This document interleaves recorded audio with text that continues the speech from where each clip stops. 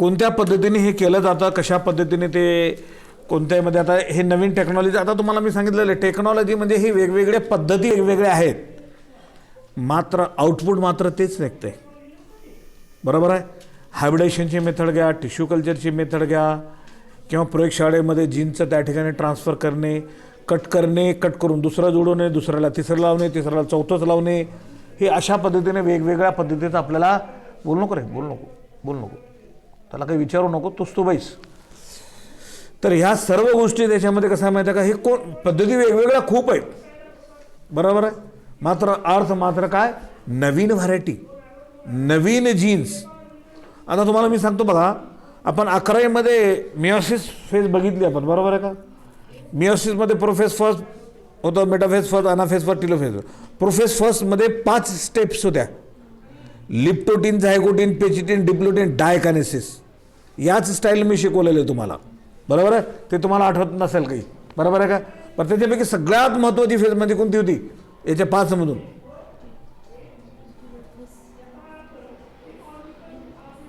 का होतं, पेचिटीन आहे.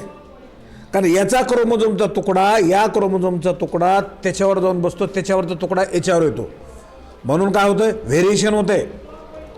व्हेरिएशन झाला म्हणजे नवीन बदल झाला म्हणजे नवीन व्हरायटी तयार झाली. लक्षात आलं का म्हणतो. आणि अशा पद्धतीने विकसित केलं जाते सगळं ते. ह्या ज्या काही सगळ्या गोष्टी ज्या आहेत ना, नवीन विकसित केले जातात याच पद्धतीने, असा त्याचा अर्थ आहे. बरोबर आहे. आणखीन एक तुम्हाला महत्त्वाची सूचना सांगतो की उद्या येताना तुम्ही सर्वांनी एक बटाटा घरून ला सकते ना, त्याचा एक प्रयोग आहे, 4 मार्काचा प्रयोग आहे, ते दाखवून देतो उद्या तुम्हाला. लक्षात आलं. एक आणा ना, तुमचं तुम्ही करायचं, ते दुसऱ्याला द्यायचं नाही. एक बटाटा, कळालं ना तुम्हाला. तर ते आता माझ्या लक्षात आलं. ते आता तुम्हाला मी तर दाखवून देतो तुम्हाला, मग तुम्हाला सुद्धा करता यावं ते, तो प्रॅक्टिकल एवढा असलं तरी चालतं ते. आता तुम्ही मोठं किती आणा, जेवढं मोठं आलं जेवढं मोठं प्रॅक्टिकल, छोटं आलं तर छोटं प्रॅक्टिकल असू देऊ द्या. आता तो विषय आता त्या ठिकाणी एवढं लक्षात घ्या. चला आता बघा या ठिकाणी काय म्हणत होतो, methodology for recombinant DNA technology. याची टेक्नॉलॉजी कशी आहे या ठिकाणी सांगतो बघा. The steps involved in the gene cloning are as follows. बघा त्याच्यामध्ये ए आहे, आयसोलेशन ऑफ DNA म्हणजे जीन्स.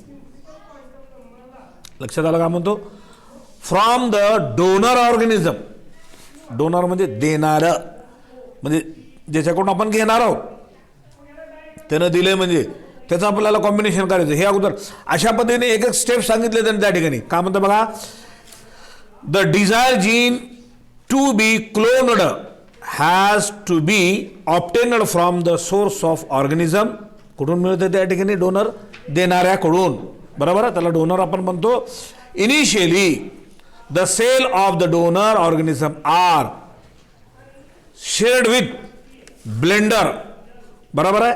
आता बघा या ठिकाणी शेड म्हणजे कातरण, दिला आपण कट करून आपल्याला ब्लेंड करून मिक्स करणे. ब्लेंडर म्हणजे मिक्सिंग करणे. इकडं कट केलं आपण, तिकडचं त्या ठिकाणी कट करून तिकडे मिक्स करणे. लक्षात आलं. असा त्याचा अर्थ त्या ठिकाणी. म्हणून काय होतं त्या ठिकाणी बघा, याच्यामध्ये blender and treated with suitable detergent. Suitable detergent म्हणजे जसं आपण साबण म्हणतो ना, ते सुटेबल म्हणजे त्याला क्लीन करणे, स्वच्छ करणे, दुसरं काही न राहणे त्याच्यामध्ये. लक्षात आलं का म्हणतो. आपण कपडे वगैरे धुण्यासाठी डिटर्जंट साबण वापरतो, कासाठी की दुसरं त्याच्यातलं मळ वगैरे काही सगळं निघून जावं, जे आपल्याला पांढरं शुभ्र पाहिजे किंवा जसं पाहिजे तसं मिळावं, हा त्या पाठीमागचा उद्देश असतो. क्लीन, ओरिजिनलच असा तसा तो अर्थ त्या ठिकाणी. मग काय होतं त्या ठिकाणी बघा, the genetic material from the donor is removed, isolated, काढून टाकलेलं आहे त्याच्याकडून, रिमूव्ह, डोनर देणाऱ्याकडून रिमूव्ह करून टाकलं ना, and purified by using the several techniques. आता टेक्निक वेगवेगळे आहेत, खूप आहे टेक्निक त्याला शुद्धीकरण करायचं त्या ठिकाणी, तोपणा त्या ठिकाणी. लक्षात आलं काय म्हणतो. बरोबर आहे. शुद्धीकरण करणे म्हणजे काय त्या ठिकाणी, जसं आता तुम्ही आणखी त्याला पूर्ण त्याच्यात पाण्याचं प्रमाण असेल तर पूर्ण ओढून टाकणे, कॉन्सन्ट्रेट करणे. लक्षात आलं काय म्हणतो, असा त्याचा अर्थ त्या ठिकाणी. किंवा आता समजा दुधामध्ये पाणी टाकलेलं आहे, त्याला शुद्धीकरण करायचं काय करावं लागेल आपल्याला, दुधाला उकळून त्या ठिकाणी पूर्णपणे घट्ट करावं लागेल. काय झालं, पाण्याचं प्रमाण उडून गेलं त्याच्यातलं. बरोबर आहे. म्हणजे म्हणजे अशुद्ध म्हणजे काय, पाणी असलेलं त्या ठिकाणी ते उडून गेलं सतत. म्हणजे तशा पद्धतीचं त्या ठिकाणी त्याला सांगतं ते. Purified by using the several technique. आता खूप त्याचे टेक्निक आहे म्हणते. Isolated DNA can be spooled on to a glass rod. Glass रॉडने त्याच्यामध्ये त्या ठिकाणी काय नाही, स्टेरर करणे किंवा त्याला मिक्स करणे, त्याला पूर्ण जसं पाहिजे. ग्लास रॉड आपण एखादं त्याच्यामध्ये बिकरमध्ये काहीतरी सोल्युशन टाकून तुम्ही केमिकल टाकून पाण्यामध्ये असं विरघळवता पूर्ण. त्या ठिकाणी साखर असेल किंवा त्या ठिकाणी मीठ वगैरे असेल तर पाण्यामध्ये आपण पूर्ण विरघळवत होते. बरोबर आहे. ते त्या रॉडने अशा पद्धतीने. नंतर दुसरा point, isolated purified DNA is then cleaned by using the restricted enzyme particularly. बघा कशानं केलं जातं, पर्टिक्युलर जिथे आपल्याला काम करायचं ते पर्टिक्युलर असं म्हणतात. ते जीनचा वापर, जसं आपल्याला एखादा कपडा कात्रण करायचा, कपडा कसं करतो, जिथून कट करायचं तेच आपण त्या ठिकाणी काय तो कात्र घेऊन तिथूनच कट करतो आपण. लक्षात आलं, राईट. तुम्ही जर टेलर जर झाला तर त्या ठिकाणी तुम्हाला जर कपडे शिवायला जर सांगितलं तुम्हाला, तर तुम्हाला जसं ते माप त्या पद्धतीने कट करावं लागेल, तर गिराक तुमच्याकडे येते. बरोबर आहे. कधी नाही तर तुम्ही सुरू केलं कसं तरी कपडे कट करून त्याला दिला शिवून पिऊन, तर त्यानं तर पैसे वसूल करते, कपड्याचं वसूल करते आणि बाकी म्हणते तुला हे कोण शिकवलं तुला हे सांग म्हणते ती. लक्षात आलं. तर म्हणजे रिस्ट्रिक्शन म्हणजे काय, जिथून कट करायचं तिथून त्या ठिकाणी कट केला जातो. ते एन्झाईमचा उपयोग करून. बघा रिस्ट्रिक्शन एंडोन्यूक्लिएजेस हा एन्झाईम त्या ठिकाणी आतला. बरोबर आहे. त्याला म्हणजे RE आपण म्हणतो. These enzymes cleavage the DNA at a specific site. तो काय करतो, DNAचे तुकडे करतो. कुठून करायचे, तिथून त्या ठिकाणी. स्पेसिफिक म्हणते, स्पेसिफिक म्हणजे जिथून हवं आहे तिथं खास अशा पद्धतीने. बरोबर आहे. Call restriction site and break the DNA into fragments. नंतर त्या DNAचे काय होतात, फ्रॅगमेंट्स होतात, तुकडे होतात. बरोबर, असा त्याचा अर्थ. मग त्याच्यानंतर पुढे काय ठिकाणी फ्रॅगमेंटमध्ये these are several types of restriction endonucleases. आता ह्याची त्या ठिकाणी एंडोन्यूक्लियसमुळे वेगवेगळे टाईप त्याचे प्रकार म्हणजे तुकडे पडतात त्या ठिकाणी.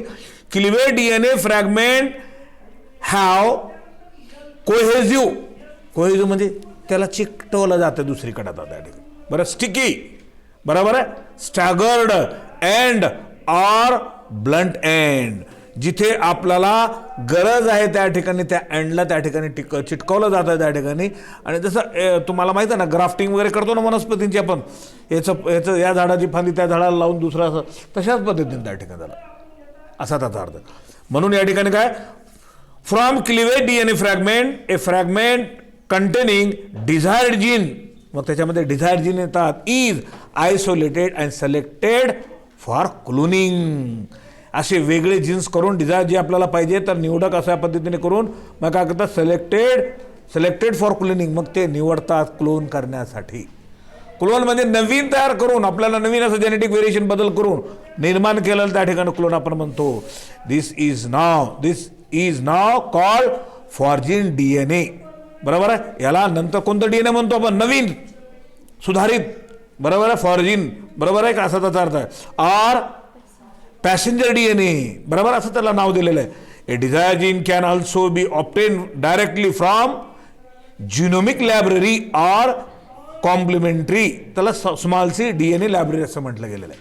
बघा लायब्ररी म्हणजे काय, जिथं त्या ठिकाणी ते लायब्ररीमध्ये आपल्याला पुस्तकाची लायब्ररी माहीत आहे, अनेक अशा प्रकारचे पुस्तकं असतात.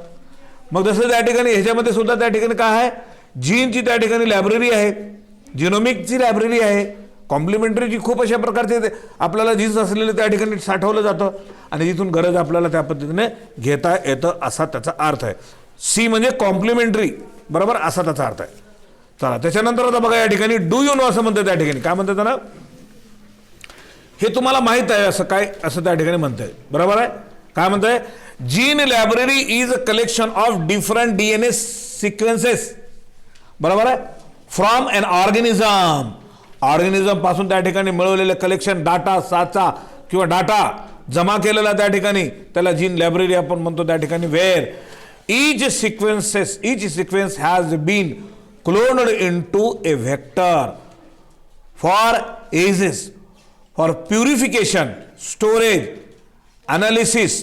बघा मग नंतर त्याच्यानंतर काय केलं जातं त्या ठिकाणी, त्याची प्रक्रिया शुद्धीकरण, साठवणे, अनालिसिस म्हणजे त्याचं वेगवेगळे करणे, जे पाहिजे ते करणे, नको असलेले बाजूला काढून टाकणे, अनालिसिस करण्याचा.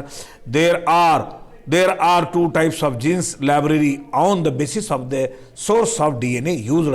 जो DNA तुम्ही उपयोगात आणतात त्याच्यानुसार त्याचे 2 प्रकार पडतात. त्याच्यामध्ये नंबर ए दिले त्या ठिकाणी. एक आहे जिनोमिक लायब्ररी आणि कॉम्प्लिमेंटरी लायब्ररी. आता तो खाली आहे कॉम्प्लिमेंटरी म्हणजे कॉम्प्लिमेंटरी DNA लायब्ररी. वरचं जिनोमिक लायब्ररी या ठिकाणी बघू. It is the collection of the clones that represent the complete genome of an organism. The genomic library for the prokaryote can be constructed by using the plasmid vector. आता हे कुठला आला आहे? प्रोकॅरियोटिक सेलचा आला. जिथे ज्या पेशीमध्ये केंद्रक नाहीत त्याच्यामध्ये हे केलं जातं आहे. लक्षात आलं? प्रोकॅरियोटिक सेलचा अर्थ माहिती आहे तुम्हाला, 11वी मध्ये शिकवलं मी, बरोबर आहे. प्रोकॅरियोटिक सेल म्हणजे केंद्रक त्या ठिकाणी आवरण न दिसणारे पेशी, खूप प्रिमिटिव्ह पेशी असतात त्या ठिकाणी, असा त्याचा अर्थ. मग त्या ठिकाणी काय म्हणतो? त्याच्यामध्ये prokaryotic can be constructed by using the plasmid vector. Plasmid vector म्हणजे त्याच्यामध्ये असणारा जो काही DNAचा प्रकार असतो त्या ठिकाणी. आता प्लाझ्मिडमध्ये त्या ठिकाणी सर्क्युलर DNA असतो त्याच्यामध्ये, मी 11वी मध्ये शिकवलं आहे तुम्हाला. प्रोकॅरियोटिक सेलमध्ये सर्क्युलर DNA, युकॅरियोटिक सेलमध्ये उभं शिडी असल्यासारखं DNA, बरोबर आहे. ते आठवतं तुम्हाला, मी अशा पद्धतीने ते शिकवलं होतं तुम्हाला.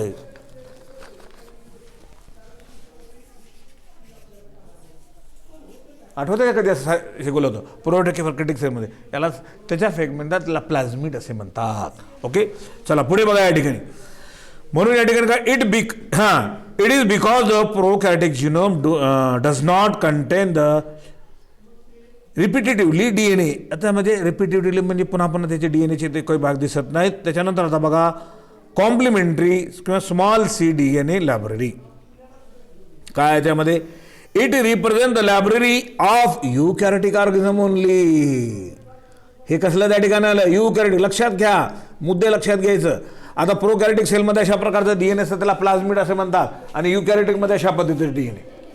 खरं तर DNAची फिगमेंट अशी असते ती. लक्षात आलं?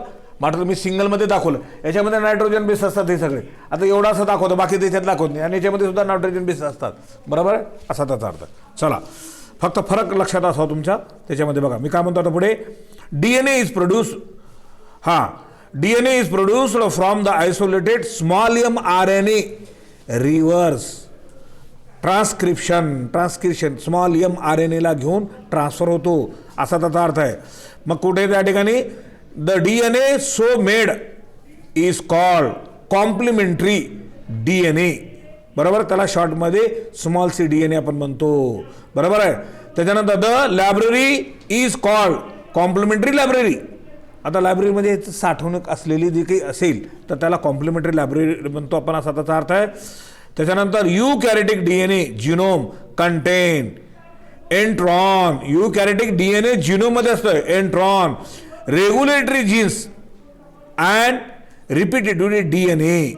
Hence the establishment of genomic library in eukaryotic is not a meaningful म्हणजे अर्थपूर्ण काही राहत नाही पूर्ण, असा त्याचा अर्थ आहे. आता त्यांना जसं पाहिजे त्या पद्धतीने होईल असा त्याचा अर्थ आहे.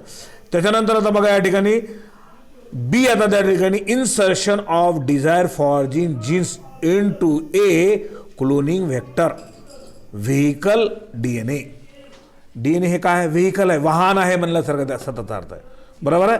आणि काय इन्सर्शन डिझायर फॉर जीन्स. इन्सर्शन म्हणजे आत ओतणे, डिझायर म्हणजे चांगल्या दर्जाचं जे आपल्याला हवं ते, बरोबर. ते कशामध्ये ओतणे? फॉर म्हणजे डिझायर जो कोणता आहे तो नवीन जीन्स आहे, फॉर जीन्स आहे. फॉर जीन्स म्हणजे सुधारित असलेलं त्या ठिकाणी in to a cloning vector. त्या क्लोन करतो आपण त्याला त्याच्यामध्ये व्हेक्टरच्या माध्यमातून. चला त्याच्यामध्ये आता बघा या ठिकाणी काय म्हणतो. द फॉरजीन DNA और passenger DNA is now inserted into a cloning vector or vehicle DNA. The most commonly used of the cloning vector are plasmid of bacteria and the bacteriophage viruses like the lambdaphage and M13. म्हणजे त्याचं नाव त्या ठिकाणी आहे लॅम्बडाफेजचं ते. The most commonly used plasmid is PBR 322. आता त्याचं ते नाव दिले त्या ठिकाणी. अशी नावं कोणतेही देऊ शकतात त्या ठिकाणी, असा त्याचा अर्थ.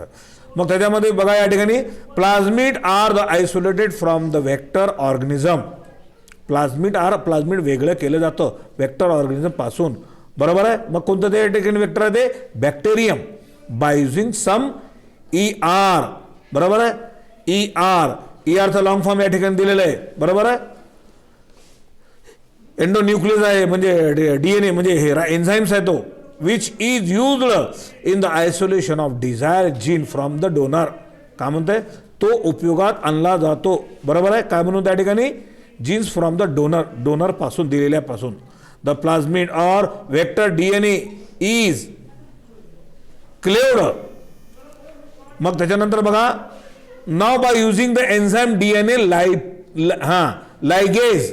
मग नंतर काय म्हणतो या ठिकाणी DNA त्या ठिकाणी लायगेज एन्झाईम, आणि त्याच्यानंतर foreign DNA is inserted or integrated in to the vector DNA. Inserted किंवा इंटिग्रेटेड, आत ओता किंवा इंटिग्रेट म्हणजे एकत्र करा. कुणाला करा त्या ठिकाणी, आता त्याच्यामध्ये इंटू ए व्हेक्टर DNA, बरोबर आहे, असा त्याचा अर्थ आहे. The combination of vector DNA, बघा लक्षात घ्या, the combination of vector DNA, व्हेक्टरचा DNA जो ट्रान्सफर होऊन घेऊन जाणारा तो DNA, and foreign DNA is now called recombinant DNA, बरोबर आहे, अंडरलाईन करा. The combination of vector DNA and foreign DNA is now called recombinant DNA or chimeric DNA. लक्षात आलं. रिकॉम्बिनंट म्हणजे पुन्हा कंबाईन केलं गेलेलं आहे तेच नाही, दुसरं आणलेलं आहे, बरोबर आहे. त्याच्यामध्ये हवं ते पाहिजे ते, असा त्याचा अर्थ आहे. नंतर आणखीन and the technology is referred to as recombinant DNA technology. ह्या टेक्नॉलॉजीला नाव दिलं गेलं आहे काय म्हणून, small r DNA technology. Small r म्हणजे काय, रिकॉम्बिनंट म्हणजे पुन्हा कंबाईन केलं गेलेलं आहे, बरोबर आहे. अगोदरच असलेलं त्याच्यात बदल करून दुसरं त्याच्यामध्ये ओतणे, टाकलं जाणे, असा त्याचा अर्थ त्या ठिकाणी, राईट. कळालं हे तुम्हाला. आता त्याच्यानंतर आता बघा ही तर प्रोसेस दिलेली आहे, बघा हे कसं कसं करतात काय नाही ते आहे का.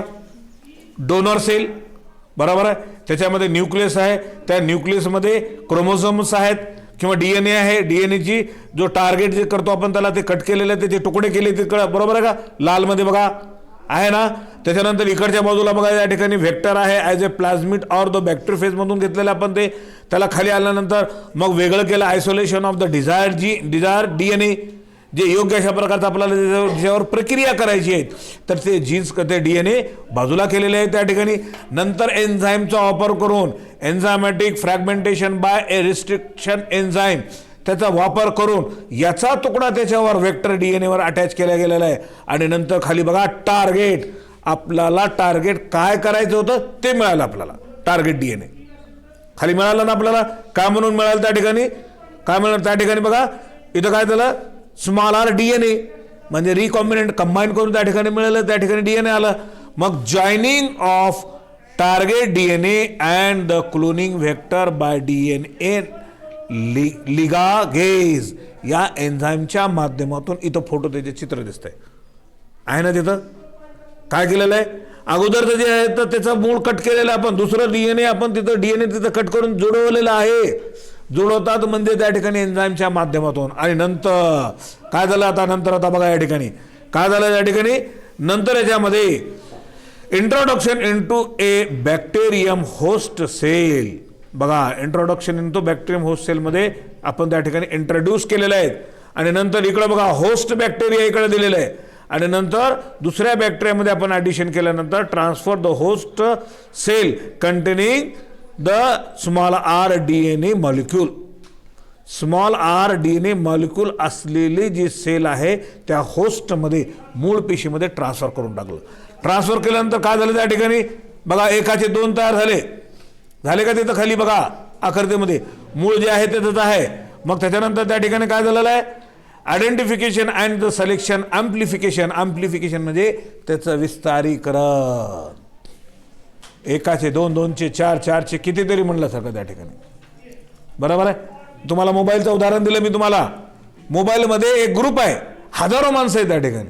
त्या ग्रुपमध्ये फक्त तुम्ही एक फोटो तुमचे टाकून दिले तर ते हजारो लोकांना जाते, त्याच्या कॉपी तयार होतात त्या ठिकाणी. लक्षात आलं? असा तो प्रकार आहे. म्हणून प्रोटीन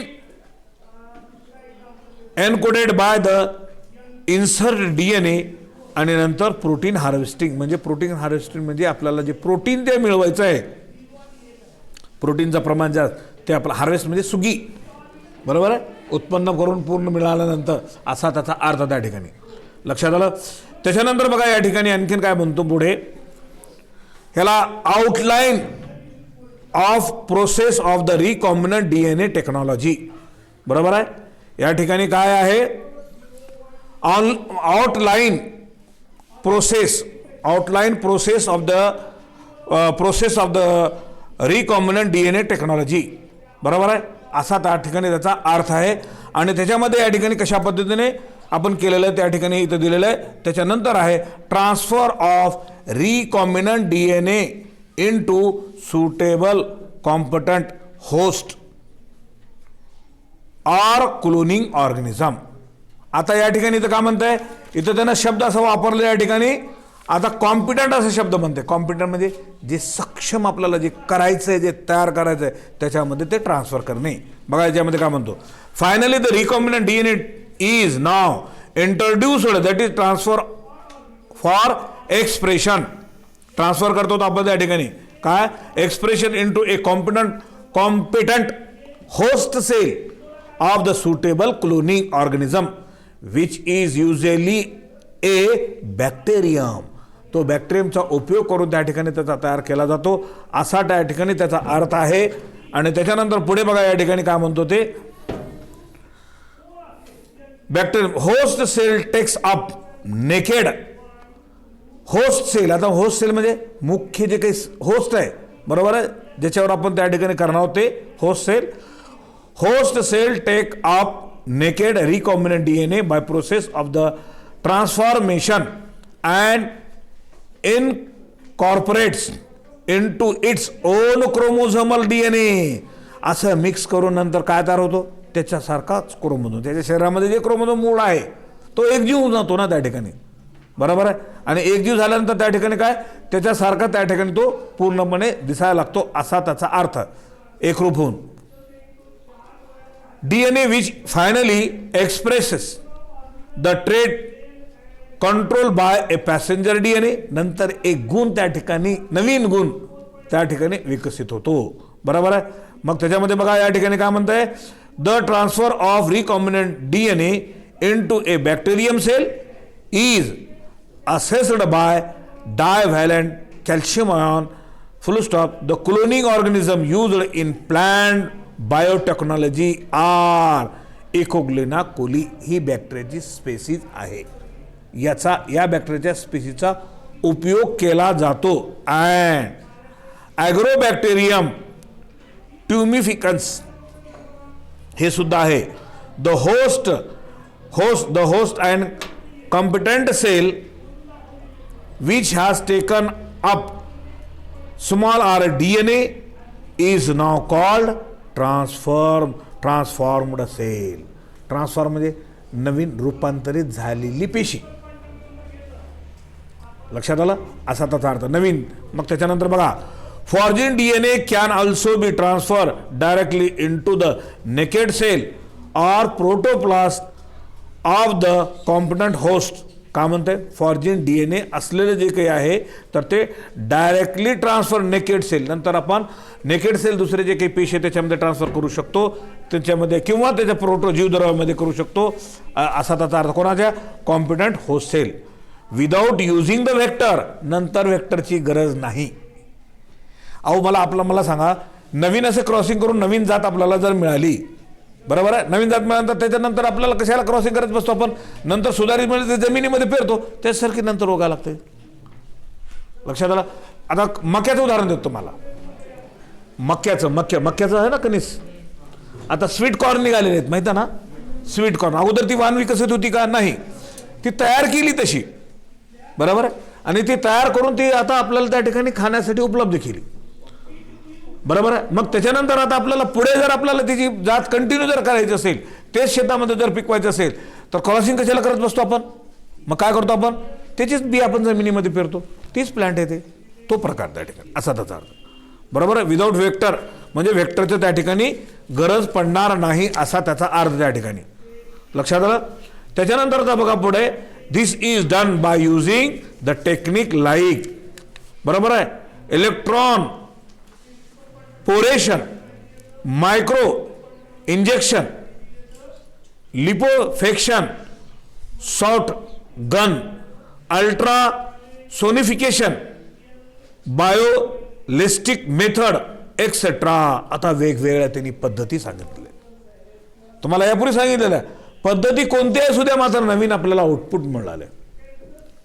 करण्याची पद्धत कोणाचीही, कोणी हायब्रिडायझेशनची वापर टेक्निक, कोणी टेक्निक त्याच्यानंतर रिकॉम्बिनंटची वापरेल, कोणी टिश्यू कल्चरची वापरेल, आणखीन कोणती ही सगळी वापरेल. नवीन बायोटेक्नॉलॉजीमध्ये खूप सुधारणा झालेल्या आहेत. नवीन नवीन वाण विकसित होत आहेत. प्राणी असो वनस्पती असो, त्यांच्या जाती खूप विकसित होत आहेत.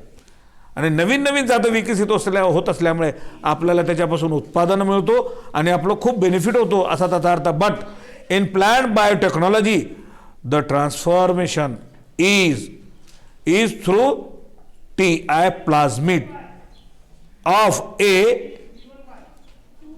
ट्युमिफिशियन्स. आता बघा, बीटी क्रॉप हे आपल्याला माहित आहे. बीटी क्रॉप हे वाण विकसित झालेलं आहे. बीटी म्हणजे बॅसिलस थेरोजेनेसिस ह्या बॅक्टेरियाचा उपयोग करून अशी वाण विकसित केली जाते की ती वाण उत्पादन जास्त देते, क्वालिटी चांगली देते, खराब होणार नाही म्हणून इन्सेक्ट रेजिस्टन्स आहे, पेस्ट त्याला खाऊ नये म्हणून पेस्ट रेजिस्टन्स आहे. बरोबर आहे. मग त्याच्यानंतर वातावरणातला पाणी जास्त पडलं असेल तर त्याच्या विरोधामध्ये त्याची मजबूती त्या ठिकाणी मजबूत राहते ती. बरोबर आहे. ऊन जर जास्त पडलं तर करपणार नाही, त्याची ताकद आहे. बॅक्टेरिया त्याच्यावर अटॅक होत असेल तर ते बॅक्टेरियाला अटॅक करून घेत नाही, एवढीच धष्टपुष्ट आहे.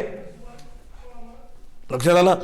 तर अशा वान मध्ये समजता ना उर्दू के बच्चे, जिसको जात बोलेंगे, पौधों की जात और भी कोई जानदारों की जात जो है ती विकसित केली जाते जात त्याची, आणि ते मानवाच्या भल्यासाठी उपयोगात आणलं जातं असा त्याचा अर्थ त्या ठिकाणी. त्याच्यानंतर आता बघा डी आहे, selection of transferred host cell. Selection of transfer host cell, selection करून होस्ट सेलमध्ये ट्रान्सफर करून transmission process generate a mixed population of transformed recombinant and non recombinant host cell. आता ट्रान्सफर करून होस्ट असेल तर नसेल तर तेही त्या ठिकाणी सांगितलं ना host cell. For isolation of recombinant cell from non recombinant cell marker genes of plasmid vector is employed. Employed म्हणजे उपयोगात आणलं जातं त्या ठिकाणी. बरोबर. For example PBR 322 plasmid vector contain different marker genes. Marker म्हणजे नोंद घेण्यासारखे जीन्स त्याचे असा त्याचा अर्थ. बघा ampicillin resistance genes, ampicillin resistance genes. Ampicillin हा अँटीबायोटिक आहे, त्याच्यानं सुद्धा त्याच्यावर काही परिणाम होणार नाही अशी वाण विकसित होते. एम्पिसिलिन हे अँटीबायोटिक आहे, अँटीबायोटिकनं त्या ठिकाणी तो खराब होऊन जातो, मरून जातं त्या ठिकाणी.